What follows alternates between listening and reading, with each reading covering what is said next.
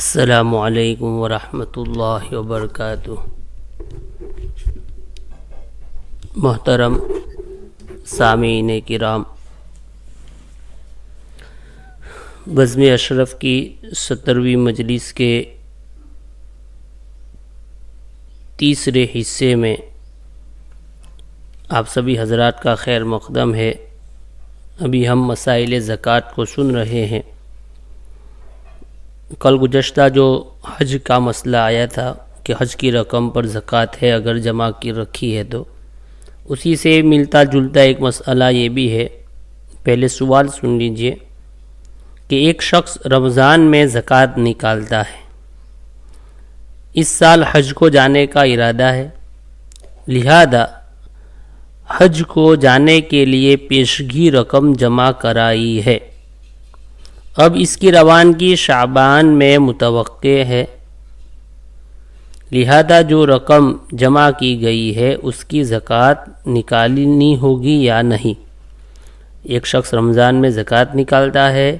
اس سال حج کو جانے والا ہے،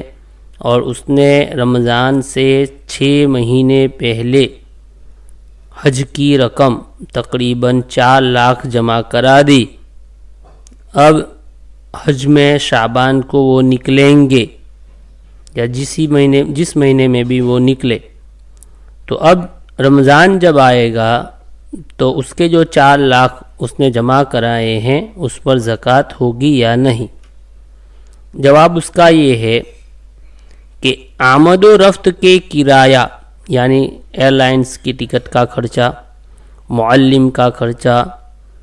اور بقیہ جو خرچ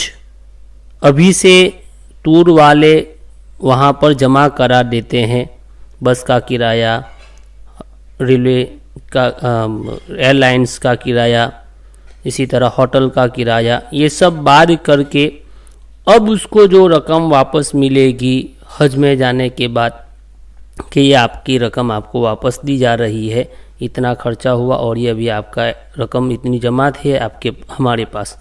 اس طریقے سے اگر کرے تو فرماتے ہیں کہ آمد و رفت کے کرایہ اور معلم وغیرہ کی فیس کے لیے جو رقم دی گئی ہے اس پر زکوٰۃ نہیں ہے۔ اس سے زائد رقم جو کرنسی کی صورت میں اس کو واپس ملے گی، اس میں سے یکم رمضان تک جتنی رقم بچے گی اس پر زکوٰۃ فرض ہے، جو خرچ ہو گئی ہے اس پر نہیں۔ تو یہ مسئلہ ان لوگوں کو لگتا ہے جو کمیٹی سے حج میں جاتے ہیں، اس لیے کہ کمیٹی میں جب حج میں جاتے ہیں تو وہاں پہنچ کر وہ لوگ کرنسی کی شکل میں بہت ساری واپس رقم دیتے ہیں، 60,000 80,000 وغیرہ، کہ یہ آپ کو واپس دیے جا رہے ہیں۔ باقی جو ٹور میں جاتے ہیں وہ تو یہاں سے جاتے ہی ٹور کا مالک اس کو لے کر اپنی جگہ پر اس کو خرچ کر دیتا ہے، اس لیے یہ صورت کمیٹی والے کو زیادہ مناسب ہے، اس کا خیال رکھیں جو کمیٹی میں حج میں جاوے۔